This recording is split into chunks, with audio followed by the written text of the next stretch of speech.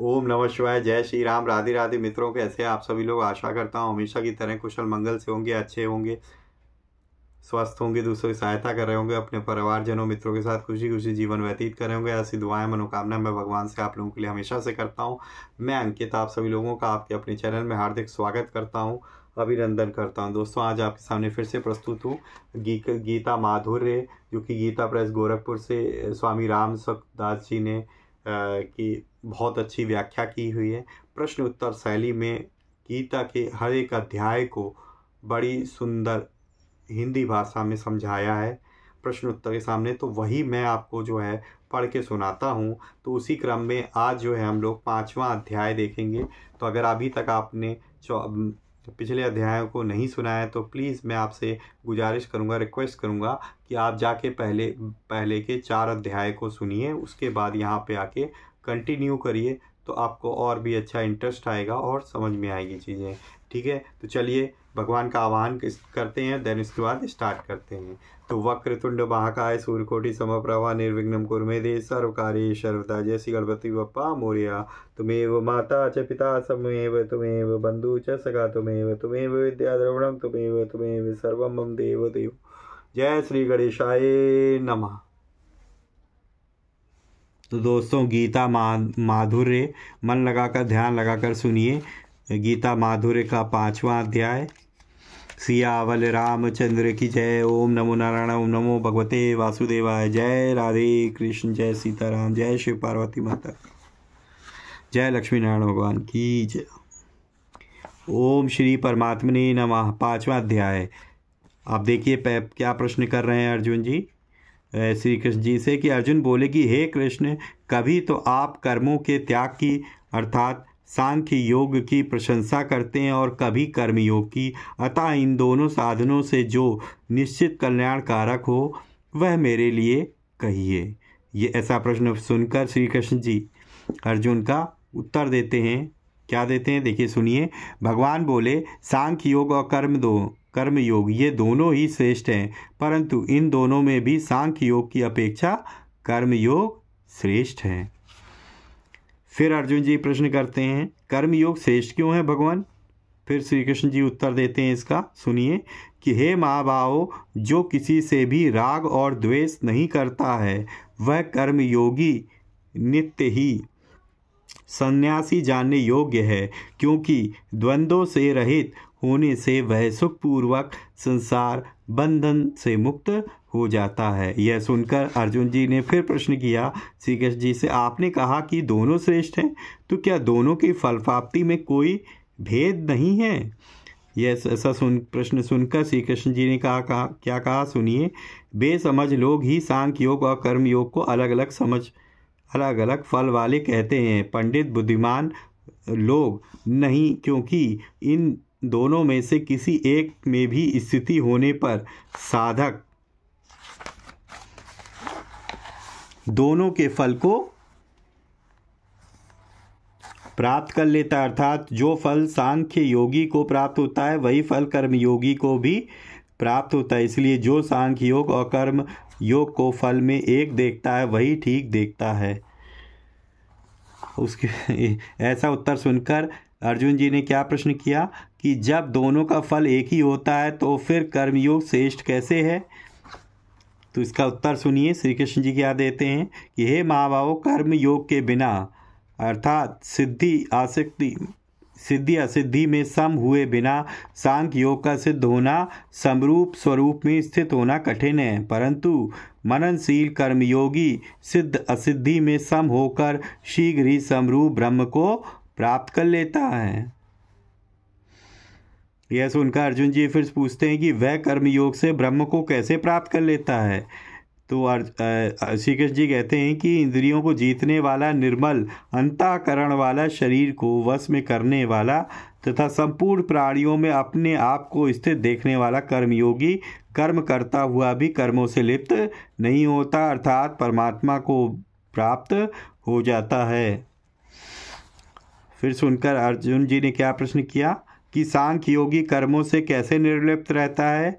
आप देखिए श्री कृष्ण जी क्या उत्तर देते हैं सत असत के तत्व को जानकर सत में स्थित रहने वाला सांख्य योगी देखता, सुनता, स्पर्श करता, सूंघता, खाता, जाता, सोता, श्वास लेता, बोलता, मल मूत्र का त्याग करता, ग्रहण करता, आँखों को खोलता और मीचता हुआ भी इंद्रियां ही अपने अपने विषयों में बरत रही हैं, ऐसा समझता है और मैं स्वयं कुछ भी नहीं कर सकता, ऐसा अनुभव करके कर्मों से निर्लिप्त रहता है।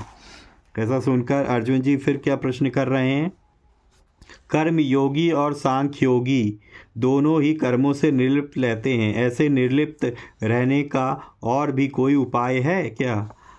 तो उत्तर सुनिए श्री कृष्ण जी का, हाँ, भक्ति योग है। भक्ति योगी आसक्ति का त्याग करके तथा संपूर्ण कर्मों को भगवान में अर्पण करके कर्म करता है, अतः वह भी जल में कमल के पत्ते की तरह पापों से कर्मों से लिप्त नहीं होता। हे भगवान, भक्ति योगी तो आप में समर्पण के उद्देश्य से कर्म करता है, अतः वह लिप्त नहीं होता, परंतु कर्मयोगी किस उद्देश्य से कर्म करता हुआ लिप्त नहीं होता है? उत्तर सुनिए। कर्मयोगी इंद्रियां, शरीर, मन, बुद्धि के साथ ममता न करके और फलाशक्ति का त्याग करके केवल अंतःकरण की शुद्धि के लिए ही कर्म करता है। अतः कर्मयोगी कर्म की इच्छा का त्याग करके सदा रहने वाली परम शांति को प्राप्त हो जाता है, परंतु जो योगी नहीं है वह कामना के कारण कर्म फल में आसक्त होकर बंध जाता है। फिर अर्जुन जी पूछते हैं कि सांख्य योगी के द्वारा कर्म किस प्रकार होते हैं भगवान? तो श्री कृष्ण जी का उत्तर सुनिए। शरीर, इंद्रियां और मन को वश में किया हुआ सांख्य योगी मन से संपूर्ण कर्मों को 9 द्वारों वाले शरीर में छोड़कर ना करता हुआ और ना करवाता हुआ सुखपूर्वक अपने स्वरूप में स्थित हो जाता है। सांख्य योगी तो ना कर्म करता है और ना कर्म करवाता है, पर परमात्मा तो करवाते होंगे। तो श्री कृष्ण जी क्या कहते हैं? परमात्मा ना तो किसी मनुष्य के कर्तापन की रचना करते हैं और ना किसी से कर्म करवाते हैं,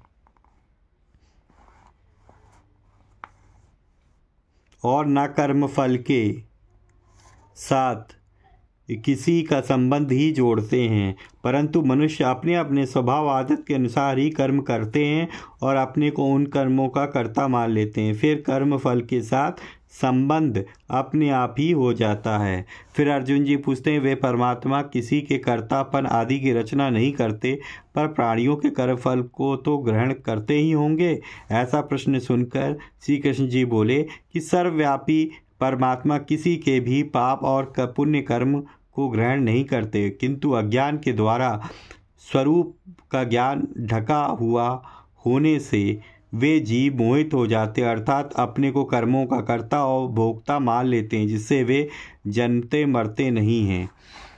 फिर अर्जुन जी क्या पूछते हैं, तो क्या सभी जीव इसी तरह अपने को कर्ता भोक्ता मानकर मोहित होते रहते हैं? श्री कृष्ण जी उत्तर देते हैं, नहीं। जिन्होंने ज्ञान विवेक के द्वारा अपने अज्ञान का नाश कर दिया है, उनका वह सूर्य की तरह ज्ञान उनको कर्तव्य भोग तत्व रहित करके परमात्मा को प्रकाशित कर देता है, अर्थात उनको परमात्मा का अनुभव करा देता है। फिर अर्जुन जी पूछते हैं कि उस परमात्मा तत्व का अनुभव और किसको होता है? श्री कृष्ण जी उत्तर देते हैं, जिनकी बुद्धि और मन तदाकार हो रहे हैं, जिनकी स्थिति परमात्म तत्व में है, ऐसे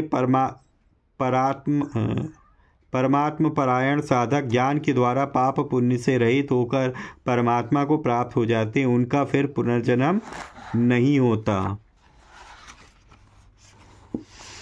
जो परमात्मा को प्राप्त हो जाते हैं, उन महापुरुषों का ज्ञान व्यवहार काल में कैसा रहता है? तो श्री कृष्ण जी कहते हैं कि वे तत्वज्ञ महापुरुष विद्या विनय संपन्न ब्राह्मण में और चंडाल में तथा गाय, हाथी और कुत्ते में भी एक समरूप परमात्मा को ही देखते हैं, ना कि खान पान आदि व्यवहार से उनके साथ एकता करते हैं। फिर अर्जुन जी पूछते हैं, समदर्शी होने से क्या होता है? श्री कृष्ण जी कहते हैं, जिनका मन सर्वथा साम्यावस्था में अर्थात परमात्म तत्व में स्थित हो गया है। उन्होंने यही जीते जी संसार को जीत लिया, अर्थात वे संसार से ऊंचे उठ गए हैं। कारण कि ब्रह्म निर्दोष और सम है, इसलिए वे समरूप ब्रह्म में ही स्थित रहते हैं। फिर अर्जुन जी पूछते हैं ऐसी साम्यावस्था में स्थित होने का उपाय क्या है? तो श्री कृष्ण जी कहते हैं कि व्यवहार में प्रिय अप्रिय अर्थात अनुकूल प्रतिकूल परिस्थिति होने पर भी जो हर्ष और शोक नहीं करता, वह मोह रहित स्थिर बुद्धि वाला और ब्रह्म को जानने वाला मनुष्य परमात्मा में ही स्थित रहता है। यह सुनकर अर्जुन जी फिर पूछते हैं कि यह स्थिति किस क्रम से प्राप्त होती है भगवान? श्री कृष्ण जी कहते हैं कि जो बाह्य पदार्थों से आसक्ति नहीं करता, वह पहले अपने आप में स्थित सात्विक सुख को प्राप्त कर लेता है, फिर वह परमात्मा के साथ एक होकर अक्षय सुख का अनुभव करता है। ऐसा उत्तर सुनकर श्री कृष्ण अर्जुन जी ने फिर प्रश्न किया कि वह पदार्थों की आसक्ति कैसे बचें? तो श्री कृष्ण जी कहते हैं कि हे कुंती नंदन, इंद्रियों और विषयों के संयोग से पैदा होने वाले जितने भी भोग सुख हैं, वे सभी दुखों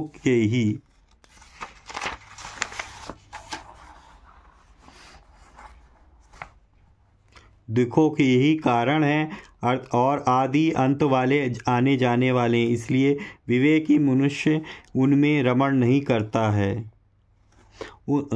ऐसा सुनकर अर्जुन जी बोले ने क्या प्रश्न किया कि उन भोगों में से रमण न करने वाले मनुष्य की क्या विशेषता है? तो श्री कृष्ण जी उत्तर देते हैं जो मनुष्य शरीर छूटने से पहले ही काम क्रोध के वेग को सहन करने में समर्थ हो जाता है, अर्थात काम क्रोध के वेग को उत्पन्न ही नहीं होने देता, वही सुखी है, वही योगी है और वही नर अर्थात बहादुर होता है। फिर अर्जुन जी ने प्रश्न पूछा ऐसा होने पर क्या होता है? श्री कृष्ण जी कहते काम क्रोध का वेग उत्पन्न न होने से उसको परमात्म तत्व का सुख मिलता है, उसका परमात्म तत्व में ही रमण होता है और उसका ज्ञान सदा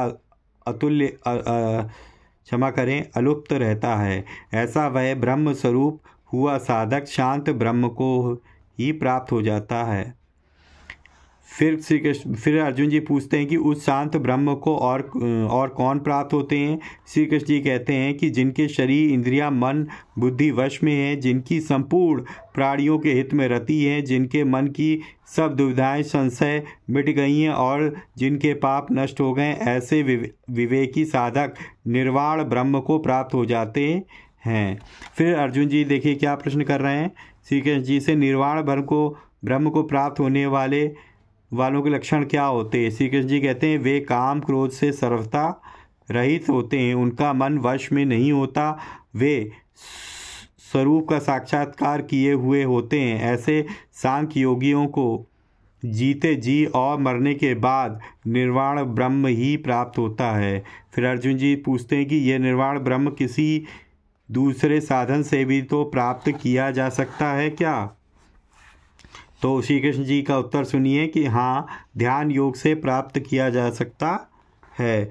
ब्रह्म विषयों को वाह विषयों को बाहरी छोड़कर अर्थात संपूर्ण विषयों का त्याग करके नेत्रों की दृष्टि को बोहों के बीच में स्थित करके और नासिका में विचरने वाले प्राण अपान को अर्थात रेचक पूरक को समान करके जिसकी इंद्रियां मन और बुद्धि अपने वश में हैं, ऐसा वह इच्छा भय और क्रोध से रहित मोक्ष परायण साधक सदा मुक्त ही है।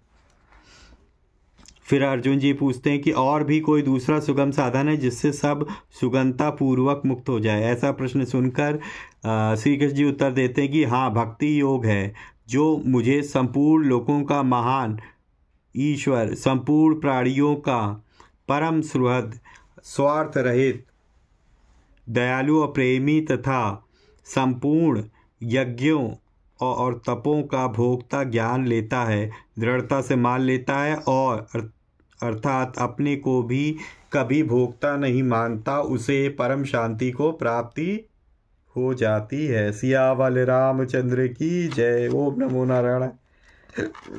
ओम नमो भगवते वासुदेवाय।